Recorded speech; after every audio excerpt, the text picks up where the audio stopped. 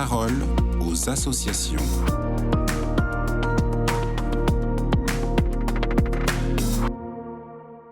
Bonjour à tous et joyeux Noël. Aujourd'hui, je suis avec Florence Gros, la directrice de la fondation OCH, l'Office chrétien pour les personnes handicapées.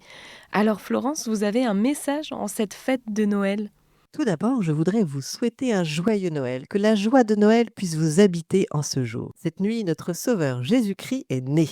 Partageons vraiment cette incroyable nouvelle. Pour incarner cette naissance divine, peut-être que si nous avons une crèche, nous avons déjà installé ce Jésus, son santon, dans les bras de Marie ou à côté de Joseph. Par ce geste, nous signifions ce que nous pouvons lire dans Luc 2,7. Marie enfanta son fils premier-né, l'enveloppa de l'ange et le coucha dans une crèche, parce qu'il manquait de place pour eux dans la salle. Bientôt, nous ajouterons dans la crèche les bergers, puis les mages qui viennent se prosterner. Dans nos crèches, le peuple de Dieu est souvent représenté par cette multitude de figurines qui représentent des personnages du quotidien. Alors avec les santons de Provence, boulangers, vieillards, pêcheurs, peintres, maires, brigands, tous se mettent en route pour aller à la rencontre de Jésus et se prosterner. Pour moi, cette tradition m'invite à en faire autant, à venir rencontrer Jésus-Christ, à venir le reconnaître comme mon sauveur, à venir me présenter à lui. Nous sommes tous invités, quel que soit notre parcours de vie, à venir déposer ce que nous sommes, à nous reposer, à nous laisser consoler. Vous êtes nombreux à dire à l'OCH votre souhait d'une année meilleure, tellement celle qui se termine a été rude. En Jésus, puissions-nous trouver paix et consolation. Je suis certaine que Jésus console et à sa suite, par nos paroles et nos actes, nous pouvons sans doute adoucir le quotidien de ceux qui souffrent. Cette mission est grande car beaucoup souffrent de maux divers, de vulnérabilité de toutes sortes. Le cercle Vulnérabilité et Société, dont l'objectif est de convertir le potentiel des vulnérabilités en progrès social et économique, nous rappelle souvent que la vulnérabilité est omniprésente. Deuil, maladie, handicap, chômage, précarité, la vulnérabilité est finalement davantage une norme qu'une exception.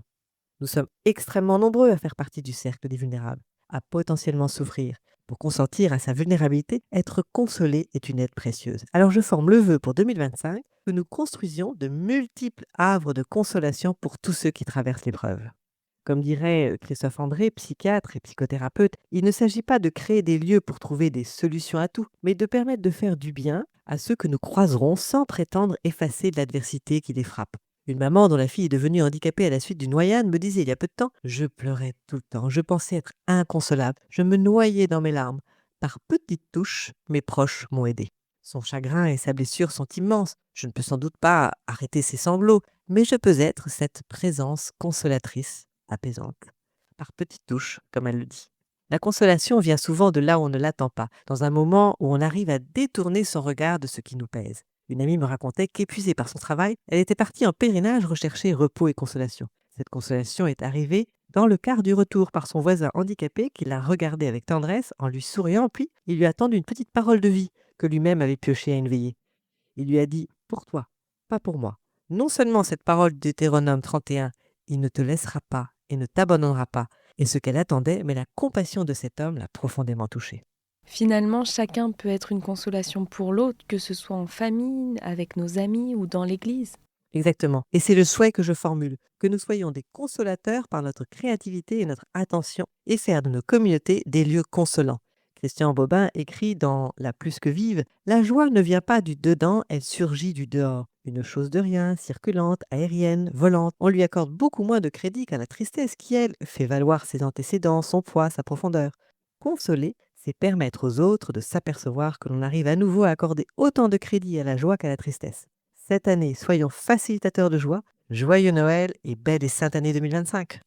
Merci Florence pour ce message de consolation et d'espérance et je vous souhaite encore à tous un joyeux Noël. À bientôt.